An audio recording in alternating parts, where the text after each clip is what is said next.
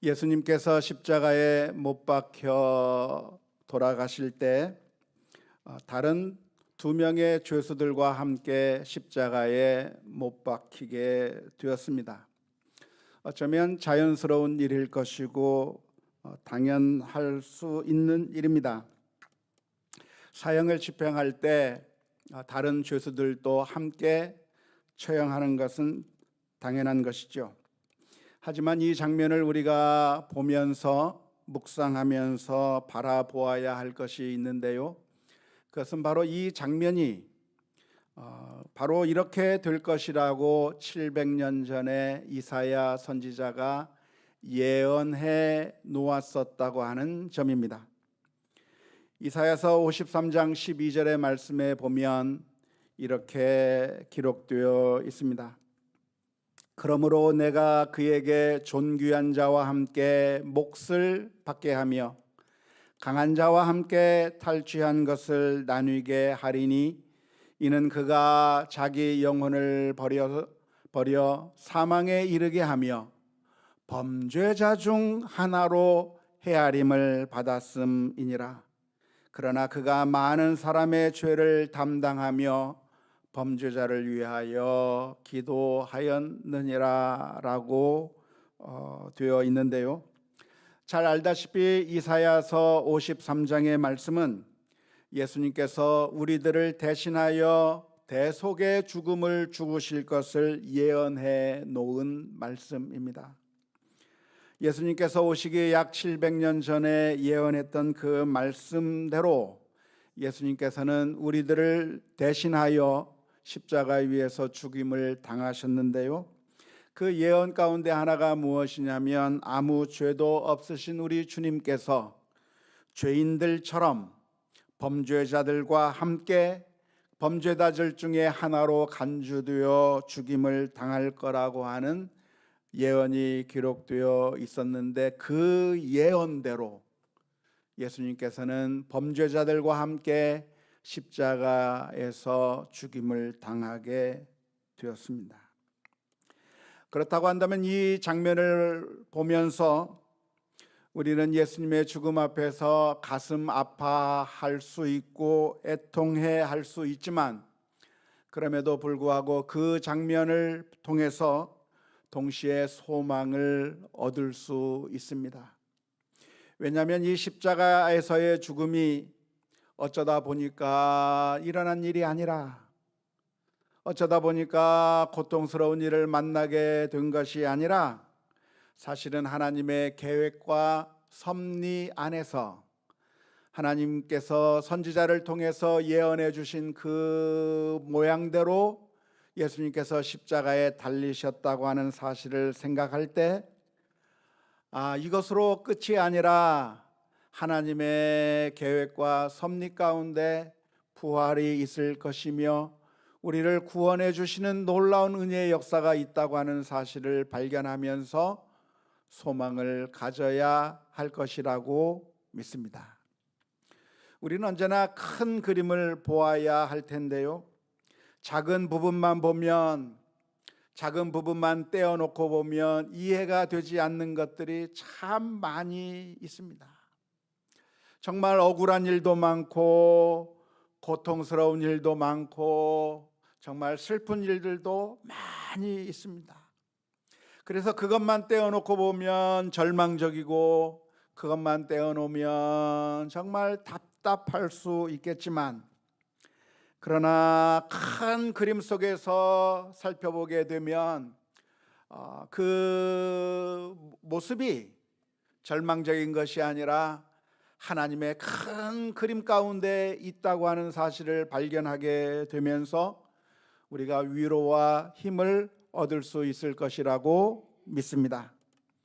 십자가에 못 박히는 것은 힘들고 고통스러운 것이고 정말 참기 어려운 것이었지만 그러나 이것이 우연이 된 것도 아니고 그리고 이것이 끝이 아니고 하나님의 섭리와 계획 가운데 하나님의 예정하심 가운데 있었다고 하는 사실을 발견하게 되면서 우리 모두가 소망을 얻을 수 있을 줄로 믿습니다.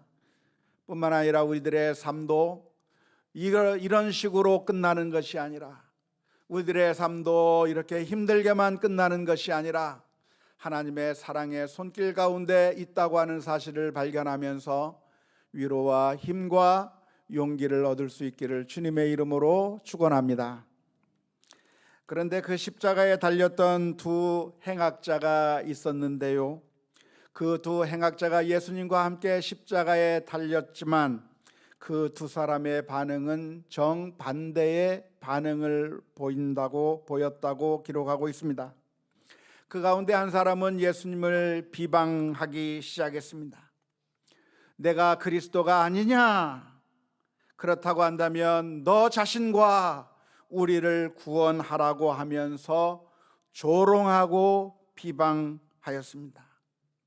이 행악자는 왜 예수님을 비방하고 있는 것일까요? 왜 이 행악자는 예수님에 대해서 날을 세우면서 분노하면서 자신의 분노를 쏟아내면서 예수님을 향해서 욕하고 비방하고 조롱하고 있는 이유가 무엇이겠습니까? 예수님께서 이 사람에게 도대체 무슨 잘못을 한 것일까요? 이 사람에게 무슨 손해를 입힌 것이 있을까요? 이 사람의 돈을 빌려갔다가 갚지 않은 것이 있었을까요? 그 사람에게 도대체 무슨 악을 행했기에 이 사람은 예수님을 향해서 날카로운 비난을 하고 있는 이유가 무엇이겠습니까? 전혀 그러한 것이 없음에도 불구하고 예수님을 향해서 비난의 말을 멈추지 않는 이 모습을 보면서 정말 안타까운 마음을 금할 수가 없는데요, 그런데 사실 이 행악자의 모습이 어쩌면 우리들의 모습과 너무나도 크게 닮아 있습니다.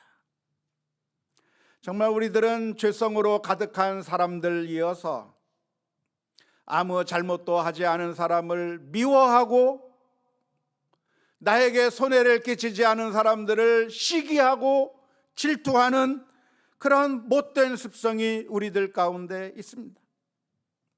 정말 사악한 사람들을 향해서는 한마디 항변도 하지 못하면서 억울하게 피해를 당하고 있는 그 불쌍한 사람들을 향해서는 돌멩이를 함께 던지는 일들이 우리 가운데 너무나도 자주 일어납니다. 인터넷에 어떤 기사들이 뜨게 되면 아무 관계도 없는 사람들이 악플을 달기 시작하면서 하이에나처럼 물어뜯으려고 하는 모습들이 너무나도 많습니다. 어떤 탤런트들을 향해서, 어떤 정치인들을 향해서, 어떤 사람들을 향해서 그들의 모습을 물어뜯는 그런 모습들이 안타깝게도 우리들에게서 나타나고 있는 것이죠. 선한 일을 하자고 하면 다들 꿀먹은 벙어리처럼 가만히 있는 사람들이 욕을 하고 악을 행하고 나쁜 짓을 할 때에는 벌떼같이 일어나게 되는 그런 너무나도 모순된 모습이 우리들에게 있는 것입니다. 왜 이런 일을 하는 것일까요? 사람들은 다른 사람들을 비난할 때 그래야만 나는 그러한 비난의 대열에서 벗어날 수 있을 것이라고 하는 거짓 심리가 들어있기 때문에 그렇습니다. 다른 사람들을 욕하다 보면, 다른 사람들을 향해서 칼을 들이밀다 보면 나 자신은 정의로운 것이고 나는 깨끗할 것이라고 하는 착각에 빠지게 되는 현상을 느끼게 됩니다.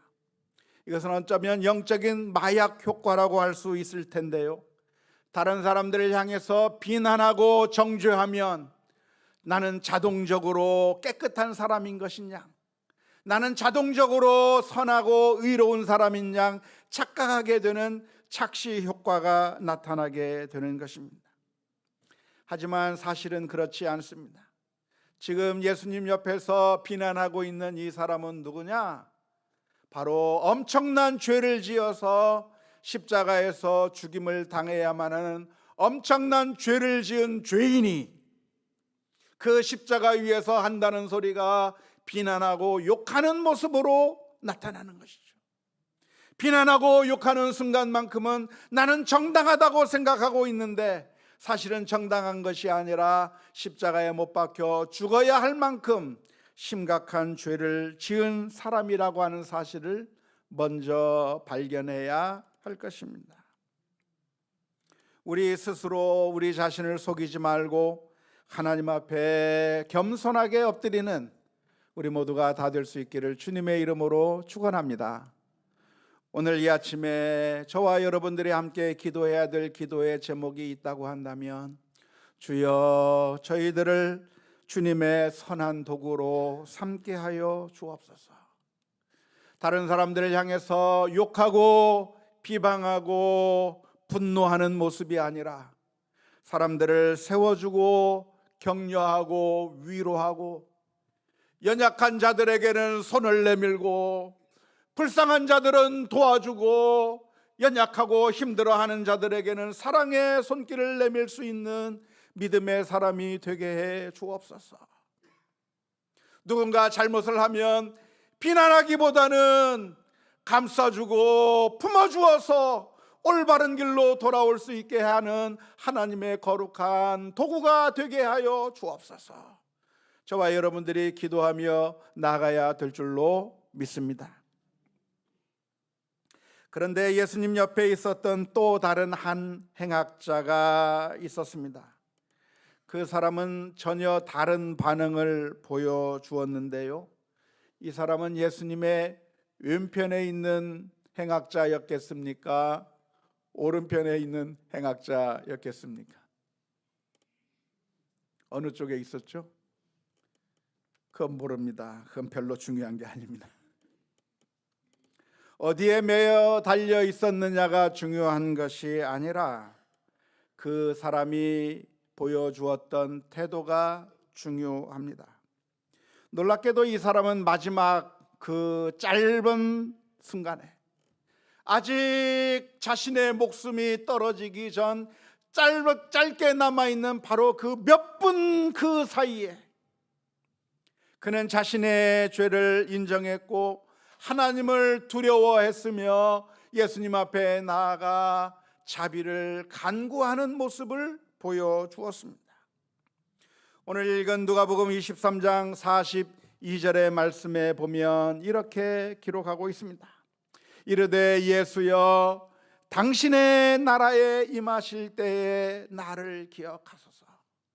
지금 예수님이 어떤 분이십니까? 십자가에 못 박혀 돌아가시고 있는 똑같은 처지에 있는 예수님쯤이 보이는데, 나와 똑같은 모습을 하고 있는 그 죄수가 내 옆에 있는데, 이 사람은 예수님이 죄수가 아니라 하나님의 아들이며, 그리고 하나님의 나라를 이 세상에 가져올 만왕의 왕이라고 하는 사실을 믿음으로 받아들이고, 그 예수님 앞에 보이는 것은 죄수지만 그러나 죄수가 아니라 만왕의 왕이라고 하는 사실을 인정하고 그 주님 앞에 나아가서 당신의 나라에 임하실 때 나를 기억해 달라고 간구하였습니다. 안타깝게도 첫 번째 행악자는 예수님에게 당당하게 요구했습니다. 내가 만일 그리스도라고 한다면 너 자신을 구원하고 우리도 구원해 내라고 요구했습니다. 왜 예수님께서 이 행악자를 구원해 주셔야만 하는 겁니까? 왜 이 사람을 구원해 줘야만 하는 당위성이 어디에 있습니까? 아무런 당위성이 없어요. 이 사람에게 구워간 돈도 없고 이 사람에게 갚아야 될 그 어떤 빚도 없는 상태인데 왜 이 사람은 당당하게 예수님에게 무엇인가를 요구하고 있는 것입니까? 아무런 요구할 권리도 없는 이 사람이 예수님 앞에 구원해내라고 요구하고 있는 엉뚱한 모습을 보여주었는데, 두 번째 행악자는 정반대의 반응으로 예수님에게 나온 겁니다. 예수님 앞에 나올 때 예수님에게 요구할 수 있는 권리가 자기 자신에게는 없다고 하는 사실을 알았습니다. 우리가 물건을 사기 위해서는 돈을 내고 그 돈에 대한 값어치를 달라고 요구할 권리가 있지만, 어떤 서비스를 받을 때는 돈을 내고 그래서 그 서비스 받을 권리가 받아지게 되는 것이지만, 구원을 요구할 만한 아무런 것도 근거가 없는 아무런 자격이 되지 않는다고 하는 사실을 알게 되었을 때, 이 두 번째 행악자가 할 수 있었던 유일한 것이 있다고 한다면 주님의 자비로우심에 기대는 것밖에 없는 겁니다. 주님께서 나를 불쌍히 여겨 주셔서 나를 구원해 달라고, 나를 기억해 달라고 주님께 간청하였는데, 놀랍게도 주님께서는 나와 함께 낙원에 있을 것이라고 대답해 주셨습니다. 우리가 종종 착각하고 있는 것이 있는데요, 그것은 우리가 마치 하나님께 무엇인가를 받을 수 있는 자격이 있다고 착각하는 것입니다. 종종 성도님들이 저에게 물어봅니다. 내가 하나님께 기도했는데 왜 하나님이 내 기도 안 들어주시는 거예요? 묻습니다. 왜 하나님은 내 기도에 들어주지 않느냐고 그런 질문을 받게 될 때, 제 마음속에서는 하나님이 왜 들어줘야 하는데요? 묻고 싶은 마음이 조금 있어요. 왜 들어줘야 되는데요? 왜 우리들의 기도에 응답해 줘야 되는 그 이유가 무엇이에요?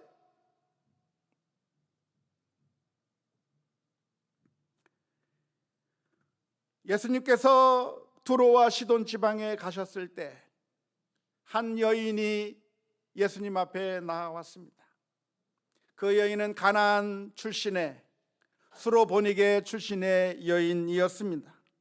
그 여인은 예수님께서 놀라운 기적을 많이 행했다고 하는 소식을 듣고 예수님 앞에 한 걸음에 달려 나와서 예수님 앞에 엎드린 겁니다. 선생님, 내 딸이 죽어가는데 내 딸을 좀 고쳐달라고 간청하였습니다. 그런데 예수님께서는 그 여인에게 아주 매몰차게 응대하였습니다. 나는 이스라엘의 잃어버린 양에게로만 보냄을 받았지 이방인들에게는 보냄을 받지 않았다고 매몰차게 끊어버린 겁니다. 그래도 이 여인은 포기하지 아니하고 내 딸을 좀 살려달라고, 내 딸을 좀 고쳐달라고 이야기하니까 그 소리를 들은 제자들이 예수님에게 나와서 자꾸만 이야기합니다. 예수님, 저 여인이 저렇게 울부짖는데 좀 어떻게 좀 해보세요 하는데, 예수님께서 그 여인을 향해서 더 매몰찬 말씀을 해주세요. 무슨 말씀을 하시냐면, 자녀의 떡을 취하여 개들에게 주는 법이 없다고 이야기하는 거예요. 그러니까 이 여인을 향해서 너는 개와 같은 존재다, 너는 인간의 가치도 없다고 이야기해 주는 겁니다. 그런 충격적인 말씀을 해 주실 때 이 여인이 그 말을 듣고 기분이 상해서 그냥 돌아갈 수도 있는데, 놀랍게도 이 여인은 그 순간에 깨달았습니다.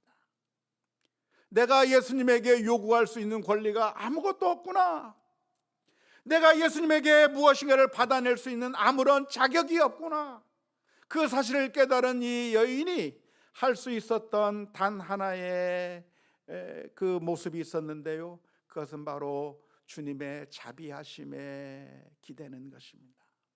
주여, 옳습니다. 저는 요청할 권리가 없습니다. 우리는 자녀가 아니기에 자녀의 떡을 달라고 할 권리가 없습니다. 그러나 주여, 개들도 주인의 상에서 떨어지는 거 안 먹습니까? 그거라도 좀 주세요. 그거라도 좀 주세요. 울부짖으며 은총을 간구할 때 이 예수님께서 놀라시며 이 여인의 믿음을 칭찬해 주시는 겁니다. 이스라엘 가운데 이렇게 큰 믿음을 보지 못했다고 하시면서 우리 주님께서는 그 여인의 딸을 고쳐주신 것이죠. 우리가 종종 착각하는 것이 무엇이냐면, 우리가 하나님께 무엇인가를 받을 수 있는 권리가 있다고 생각하는 겁니다. 가인이 하나님 앞에 제사를 드린 다음에 하나님께서 그 제사를 받지 않았을 때 얼굴을 붉히면서 내가 드린 이 제사를 왜 하나님께서 받지 않느냐고 화를 냈던 것처럼, 우리는 하나님께 예배를 드리면 하나님께서 고마워서 받아줄 줄 알고, 우리가 하나님 앞에 헌금을 드리면 하나님께서 고맙다고 하면서 받아줄 줄 알고, 우리가 기도하면 하나님께서 너무나도 좋아서 우리 그것을 받아줄 줄 알고 권리가 있는 것이라고 생각하는데, 그것은 다 착각입니다. 놀랍게도 이 행악자는 자기 자신이 주님께 받을 수 있는 권리가 아무것도 없다고 하는 사실을 깨닫고, 우리는 우리가 행한 일에 보응을 받는 것뿐이고 우리는 죄인이며 하나님을 두려워할 수밖에 없다고 하는 사실을 인정한 다음에 예수님 앞에 나와 자비로움을 구하는 겁니다. 내가 주님께 받을 수 있는 자격은 없지만 저를 기억해 주실 수만 있다고 한다면 좋겠다고 하는 간청을 했는데요, 놀랍게도 예수님께서는 겸손하게 나오는 이 행악자를 받아주셨습니다. 누가복음 4장 23장 43절의 말씀에 예수께서 이르시되 내가 진실로 아멘 내게 이르노니 오늘 내가 나와 함께 낙원에 있으리라고 말씀해 주셨습니다. 예수님께서 십자가에 못 박히시면서 하셨던 두 번째 말씀인데요, 아무런 자격도 되지 않는 자를 향해서 예수님께서는 천국의 약속을 해 주셨습니다. 예수님께서 사실 이 행악자를 받아주신 것은 사실 예수님께서 십자가에 못 박혀 돌아가신 바로 그 이유입니다.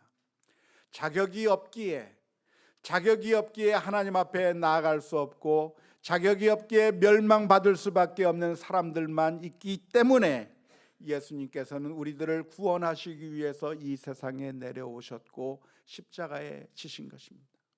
만일 우리 가운데 한 사람이라도 내가 거룩해서 내가 완벽해서 하나님의 은총을 받을 수 있는 자격이 있는 사람이 있을 수 있다고 한다면 예수님께서 굳이 이 세상에 내려오실 필요가 없었을 것입니다. 하지만 우리 가운데 그 누구도 완벽한 사람이 없기에 예수님께서 십자가에 지셨고 그리고 우리를 구원해 주신 것입니다. 정말 놀라운 일이죠. 이 사람의 모습은 평생 죄를 지며 살았다가 마지막 몇 분 만에 예수님을 믿고 인정하고 구원을 받게 되었다고 하는 사실이 놀랍습니다. 이러한 모습을 보면서 우리는 어떤 반응을 보일 수 있을까요? 사람들은 종종 두 가지 반응을 보입니다. 첫 번째 반응이 있다고 한다면 말도 안 된다고 하는 반응입니다. 왜냐하면 이 사람은 구원받을 만한 아무런 자격이 없는데 구원받은 거예요. 평생 악을 저질렀는데 하나님 나라에 들어간 거예요. 여러분들은 이 모습을 보면서 용납이 되십니까? 이것은 말도 안 된다고 생각을 하십니까? 용납이 되나요? 말도 안 된다고 생각하시나요? 신앙생활 오래 하셨으니까 그냥 그런가 보다 하실 텐데, 하지만 수많은 오늘날 기독교의 복음을 조롱하는 자들은 말이 되지 않는다고 생각합니다. 왜냐하면 정말 착하게 산 것처럼 보이는 사람은 예수님을 믿지 않았다고 하는 이유로 지옥에 간다고 하는데, 정말 악하게 살았던 사람들, 성추행범이나 도둑놈들이나 온갖 나쁜 짓을 한 사람들은 죽기 전에 겨우 몇 분 만에 예수님을 믿고 내가 주님을 믿는다고 고백만 하기만 하면 그런 사람들이 모두 다 천국에 간다고 하는 사실을 도무지 받아들일 수 없는 것이죠. 그래서 많은 사람들이 복음을 조롱하면서 받아들이지 않는 겁니다. 우리는 이렇게 이야기하니까 그냥 그런가 보다 하지만 극단적인 예를 들면 이런 예를 들 수가 있을 겁니다. 성폭력을 저질렀던, 어린아이에게 몹쓸 짓을 했던 조 무슨 순이라고 하는 그런 사람이 있는데요, 아주 유명한 사람입니다. 그 사람이 온갖 나쁜 짓을 하면서 한 아이의 인생을 완전히 망쳐버린 그 파렴치한 범인이 있는데, 그 사람이 마지막 순간에 죽기 직전에 예수님 믿는다고 하고 주님을 받아들이고 영접해서 그래서 천국에 갔다고 한다면 괜찮겠습니까? 안 괜찮습니다. 모두가 다 고개를 설레설레 흔들고 말 겁니다.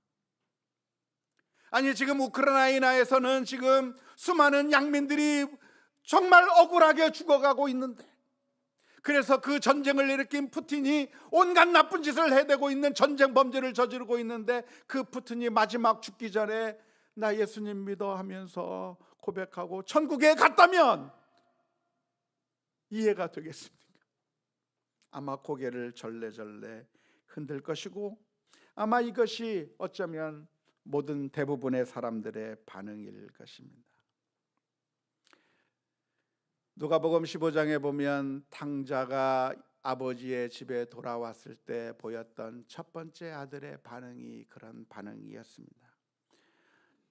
첫 번째 아들은 이런 이야기를 했습니다. 누가복음 15장 30절의 말씀입니다. 아버지의 살림을 창녀들과 함께 삼켜버린 이 아들이 돌아오매 이를 위하여 살진 송아지를 잡다니, 이게 말이 되는 소리입니까?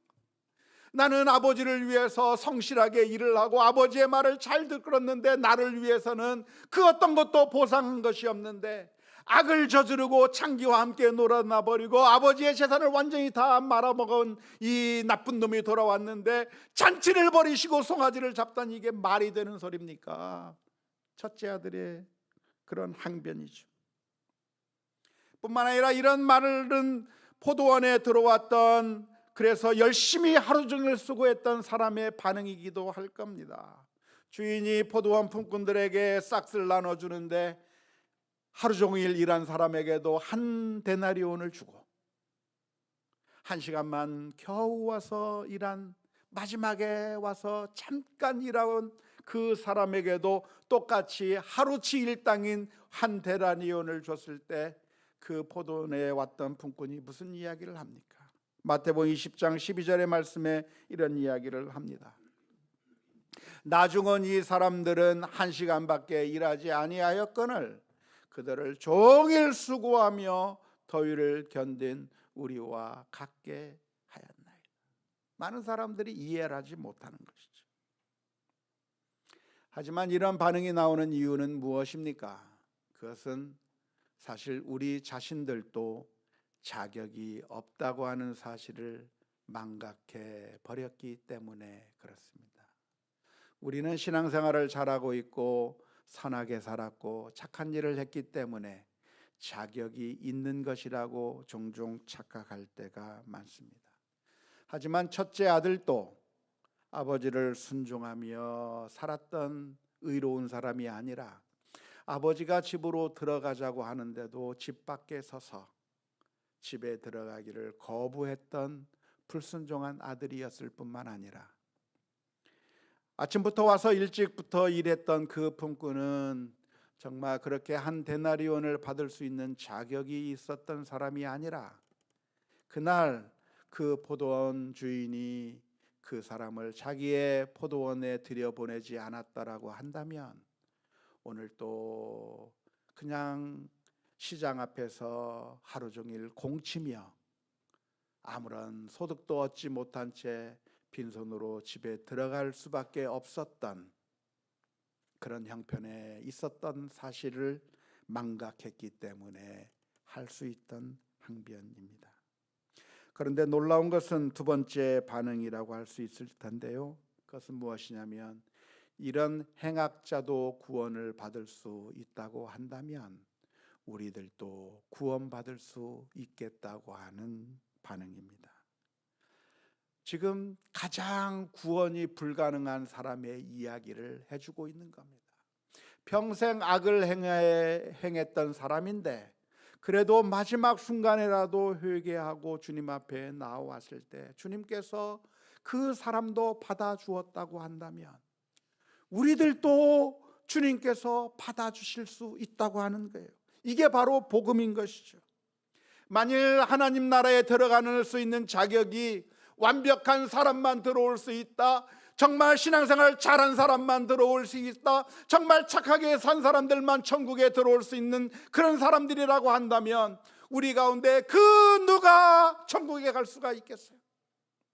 손흥민 선수처럼 3번 슈팅을 해서 3번 다 골을 넣고 해트트릭을 할 수 있는 그런 엄청난 월드 클래스의 선수들만, 그런 영적인 월드 클래스가 된 사람들만 천국에 받아들일 수 있다고 한다면 우리 가운데 천국에 들어갈 수 있는 사람이 누가 있겠습니까?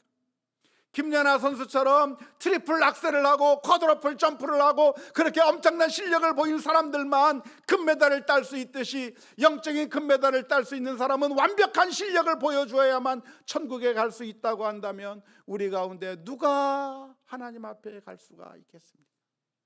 그런데 우리 주님께서는 우리 모두를 다 초청해 주고 계시는 것입니다. 예수님의 이쪽 편에 있었던 강도든 저쪽 편에 있었던 강도든, 아니고 그 어떤 상황에 있던 사람이라고 할지라도 예수님을 믿고 신뢰하고 주님 앞에 나올 수만 있다고 한다면 그 모두가 구원을 얻을 수 있다고 하는 사실을 기억하면서 우리도 주님 앞에 나아갈 수 있다고 하는 소망을 얻을 수 있기를 주님의 이름으로 축원합니다. 오늘 우리는 성찬 예식을 진행하게 될 텐데요, 예수님께서 이 성찬 예식을 제정하시면서 초대하신 것은 완벽한 사람, 죄 없는 사람들을 초대하신 것이 아니라 수많은 죄진 사람들을 초대하시면서 예수님의 몸을 내어주시고 피를 내어주셨습니다. 그러기에 오늘 저와 여러분들이 참여할 수 있는 겁니다. 이 가운데 백만장자들만 오라고 하면 못 갔을 거예요. 이 가운데 완벽하게 의로운 사람들만 이 자리에 참여하라고 한다면 우리는 참여할 수 없었을 겁니다. 하지만 예수님께서는 바로 우리들의 죄를 용서하시기 위하여 십자가를 지셨고 그 십자가의 은혜를 나누어 주기 위하여 성찬 예식을 제정하셨는데, 이 성찬 예식에 참여하는 가운데 하나님의 은혜를 나누는, 체험하는 귀하고 복된 시간이 될 수 있기를 주님의 이름으로 축원합니다. 이제 우리